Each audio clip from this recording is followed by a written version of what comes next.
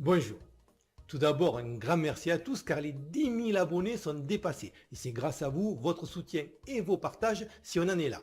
Mon but n'a jamais été de faire des vues pour faire des vues, mais quand je lis vos commentaires, quand on a à la fois la qualité et la quantité, c'est le rêve. Ceci dit, vous n'étiez pas obligé de plomber l'ambiance en me demandant d'aborder le sujet de la pédophilie. J'aurais quand même apprécié de profiter un peu de la gloire avant qu'on ne me strike ma chaîne. Mais bon, c'est la vie, je suppose. Ravi de vous avoir connu. Il y a 4 constantes qu'on retrouve à chaque fin de civilisation. Monnaie basée sur rien, classe parasite jouisseuse, androgénisation, puis pédophilie. Pour la monnaie, l'Empire romain avait tellement baissé la teneur de ses pièces en métaux précieux que plus personne n'en voulait. L'Ancien Régime a succombé aux sirènes de Joan Lot et à sa banqueroute de sinistre mémoire, et aujourd'hui, l'argent est produit magiquement, même plus par la planche à billets, mais juste en ajoutant des 1 et des 0 dans des bases de données informatiques. Les mœurs dévoyées des Grecs et les orgies romaines sont entrées dans l'histoire, de même que les fêtes de Versailles, rejoints par les concerts de rap à l'Élysée. Dans tous les cas, on retrouve bien une élite de parasites qui n'a jamais rien construit de ses mains ou transpiré ailleurs que dans un sauna, coupé des réalités et qui trompe son ennui par une quête perpétuelle de jouissance, affichée et sans complexe, la dite jouissance étant renforcée par le mépris de classe et la satisfaction d'en imposer le spectacle à la plèbe sans qu'elle ne puisse rien dire. Ensuite vient l'androgénisation, l'estompage entre les caractéristiques mâles et femelles, quand les statues grecques et romaines ne représentent plus des hommes virils mais des éphèbes, que la noblesse commence à se poudrer et porter des dentelles, qu'on a un Macron à l'Élysée et que les genres deviennent fluides. Puis finalement, signe que la fin est proche, vient la normalisation de la pédophilie, commune chez les Grecs et les Romains, la même pédophilie qui a fait haïr l'infâme Louis XV, pas du tout bien aimé du petit peuple, pavant la voie pour ce qui allait suivre. Quant à nous, les graines sont semées depuis longtemps et vont bien au-delà des déclarations d'un commandite qui est, hélas, bien loin d'être le pire. Dans une société où la quête du bonheur confondue avec le plaisir est la norme et où l'absurdité de l'amour universel est devenue une valeur à laquelle ne sont opposables ni la rigueur, ni la logique, ni la réalité et encore au moins la morale, l'histoire se répétant inlassablement, ce n'est plus qu'une question de temps avant que la pédophilie ne devienne logiquement, comme dans toute civilisation moribonde, la dernière tendance urbaine à la mode. Il lui suffit, et c'est déjà en cours, de suivre le chemin tracé par le LGBT en utilisant la même méthode. Confusion du langage, sympathie, en montrant le côté humain et la souffrance de vivre avec une orientation sexuelle qu'on n'a pas choisie, victimisation, effet de mode, puis inversion des valeurs et dictature de la pensée.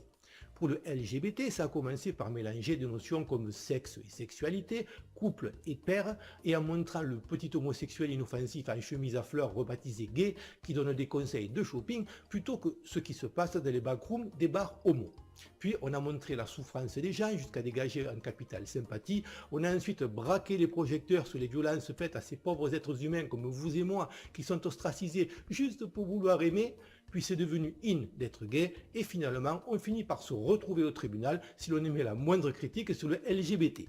Confusion, humanisation, victimisation, mode, dictature par l'inversion des valeurs. Pour la pédophilie, c'est pareil. On commence à mélanger les notions de mineur et de pubère de façon à faire croire que coucher avec une fille de 13 ans qui en paraît 18 et qui bien sûr a fait une fixation et harcelé l'innocent chauve ventripotent qui avait autorité sur elle et auquel elle aurait menti sur son âge, c'est pareil que de violer un bébé de 6 mois, tous les deux étant mineurs, et que donc, si l'un peut bénéficier d'une explication foireuse supposée le rendre excusable, l'autre aussi. D'ailleurs, ce n'est pas pour rien si la loi censée protéger les mineurs, votée début août, partie de 2 affaires de viol de gamines de 11 ans par des extras-européens beaucoup plus âgés et pas condamnés car les victimes n'avaient pas pu prouver qu'elles n'étaient pas consentantes, a fait l'impasse au dernier moment sur cette problématique qui avait pourtant servi à justifier ce qui n'est plus désormais qu'une loi inutile de plus qui, en outre, but de la manœuvre, entérine l'idée de consentement de l'enfant. Bravo Marlène. En outre, puisque l'amour est universel et que nous vivons dans ce merveilleux monde arc-en-ciel où l'on peut avoir le genre et l'âge que l'on veut, pourquoi un petit garçon qui se sentirait comme ayant 40 ans ne pourrait pas avoir des relations avec un homme mûr s'il s'aime? C'est si beau l'amour. Pire, si l'homme mûr lui se sent enfant, n'est-ce pas alors plutôt l'enfant qui aura commis un acte pédophile? On voit jusqu'où cette confusion volontaire LGBTesque pourrait nous mener. Après la confusion, on est désormais passé à la phase humanisation. Il y a même désormais un drapeau pédophile tout en jolies couleurs pastel calqué sur le drapeau LGBT. C'est si doux et mignon, ces gens ne peuvent pas être mauvais. Récemment, une jeune femme a même fait une conférence que je vous mets en lien pour expliquer la souffrance des pédophiles. Il faut sortir de ce piège de la souffrance dans lequel on est tombé avec le LGBT. Le bien commun, notion oubliée dont personne ne parle, doit passer avant la souffrance individuelle. La souffrance du pédophile, du cannibale et de certaines autres maladies mentales ou perversions, car si pour certains il s'agit d'une condition irrépressible, pour d'autres il s'agit juste d'un acte volontaire pervers, on s'en tape. Tout le monde s'imagine que la perte de repères en matière de mœurs, ce qu'on appelle libération, est un progrès. Certes, mais on progresse vers où? Sachant que quand on est au bord d'un précipice, progresser n'est pas vraiment la meilleure chose à faire. Nous commettons toujours la même erreur d'imaginer que nos valeurs ont quelque chose d'universel.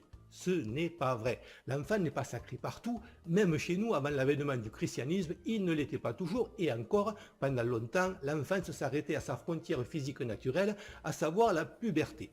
De plus, certaines cultures attribuent une valeur ou simplement la qualité d'être humain uniquement à leurs enfants. Il faut donc faire très attention à qui on laisse entrer sur notre territoire.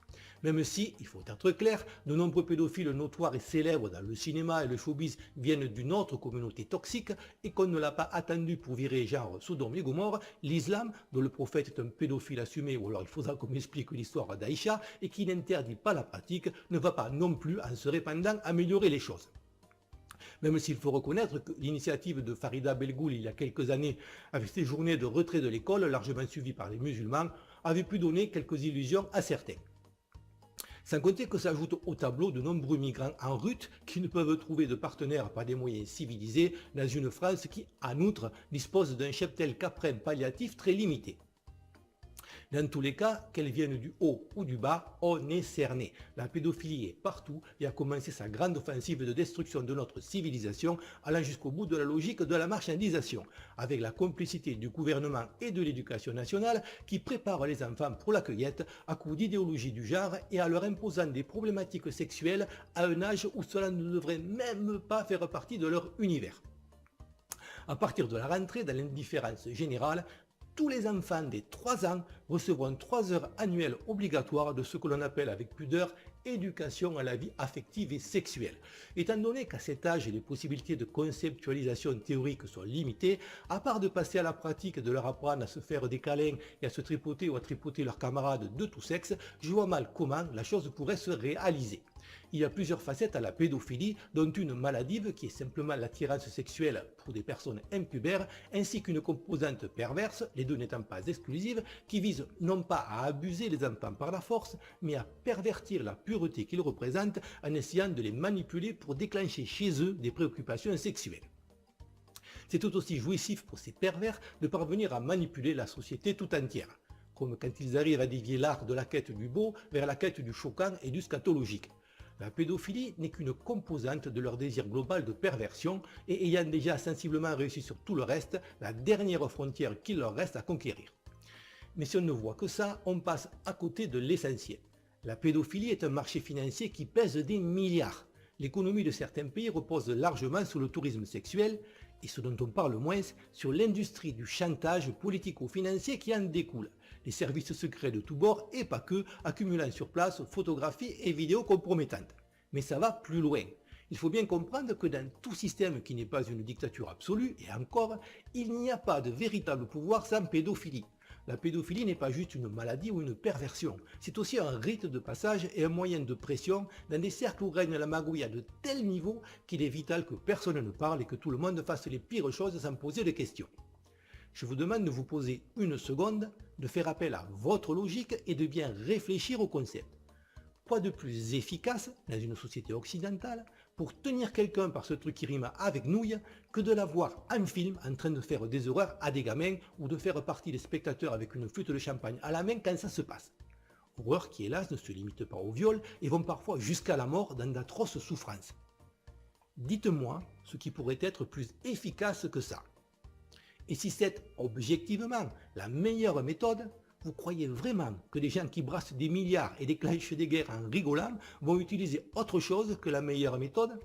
Vous croyez qu'ils vont hésiter?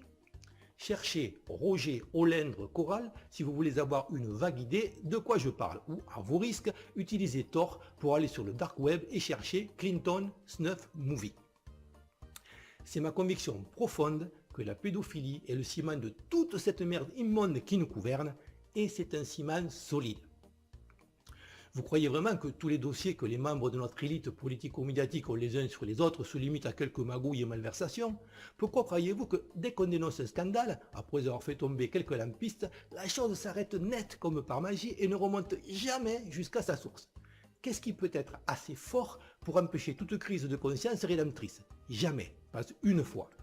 En outre, c'est tellement horrible et hors du champ conceptuel de l'individu sain et normal que même en lui mettant l'épreuve sous le nez, comme le reportage Viol d'enfant, la fête du silence d'Élise Lucet, pourtant diffusé sur FR3 en 1989, il rejettera la chose comme étant trop énorme pour être crédible.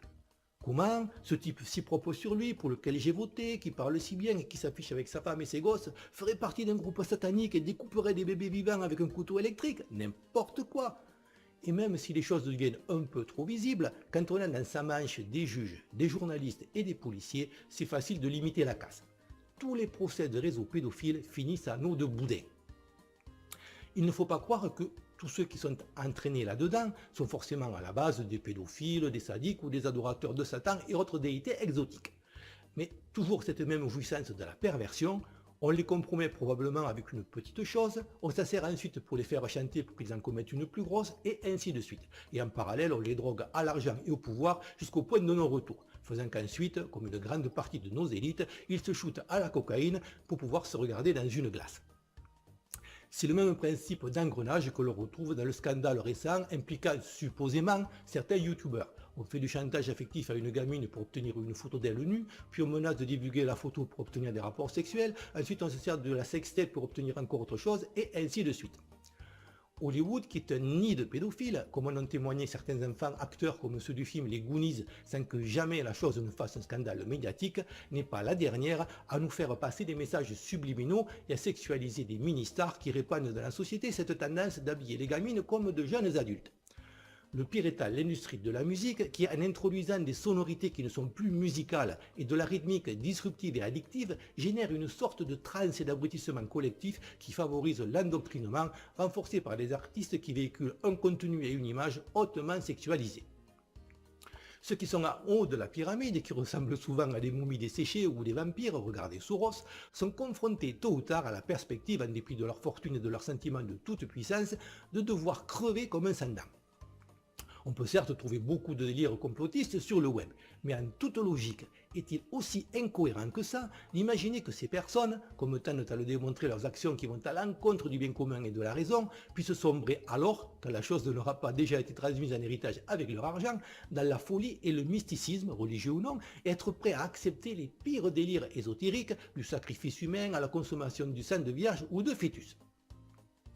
Le pire étant que, quand on creuse, en théorie, tout n'est pas scientifiquement infondé. Aussi édifiant que cela puisse paraître, la pédophilie, comme le meurtre rituel, raison pour laquelle les deux sont souvent liés, est aussi pour certains simplement une méthode, un acte froid de libération de toutes ces conventions et de toutes ces barrières de sécurité qui les empêchent de prendre ce dont ils ont envie. Le transhumanisme, poussé par les mêmes, n'est pas simplement quelque chose de physique. Il s'agit de dépasser toutes les limites de l'humain, lequel s'arrête normalement à l'abject. Il entend cette petite voix intérieure qui lui dit stop. Il est capable de nausées et d'écœurements. Même les pires criminels font la peau des pédophiles en prison car même eux, bizarrement, ont une limite.